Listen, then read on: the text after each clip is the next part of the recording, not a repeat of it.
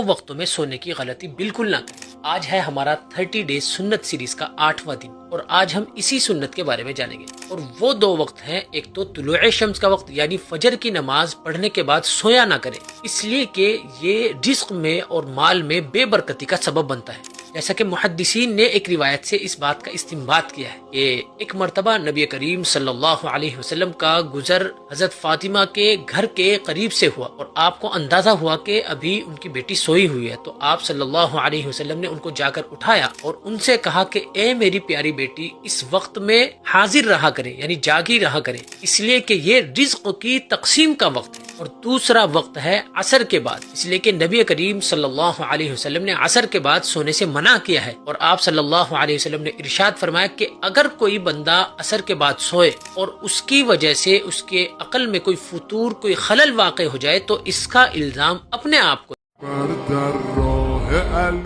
اپنی غریبی پہ شرم نہ کرو اے مسلمانوں، میرے نبی نے فرمایا غریب امیر سے 100 سال پہلے جنت میں جائیں گے۔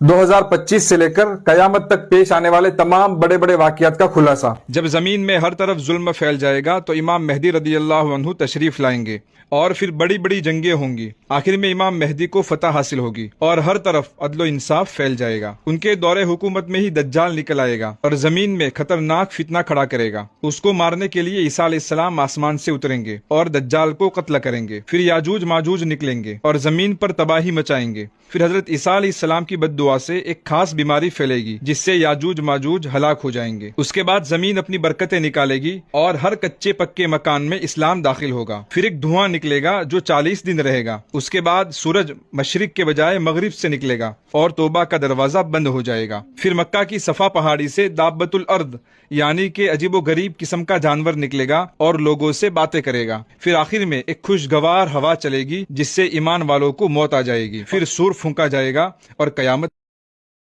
امیر بننا چاہتے ہو؟ اگر ہاں تو یہ دعا خاص طور پہ تمہارے لیے ہے، لازمی یاد کر کے جانا۔ کون سی دعا؟ چلو بتاتا ہوں۔ اللہم اکثر مالی و ولدی و بارک لی فیما آتیتنی، اے اللہ میرے مال اور اولاد کو بڑھا دے اور جو کچھ تو نے مجھے عطا کیا ہے اس میں برکت عطا فرما۔ اب سیلفش نہیں بننا، اپنے دوستوں کا بھی خیال کرنا ہے۔ جلدی سے اس دعا کو اپنے تمام دوستوں کے ساتھ شیئر کر دو یا ان کو مینشن کر دو، اور اپنا بہت سارا خیال رکھنا۔ فی امان اللہ۔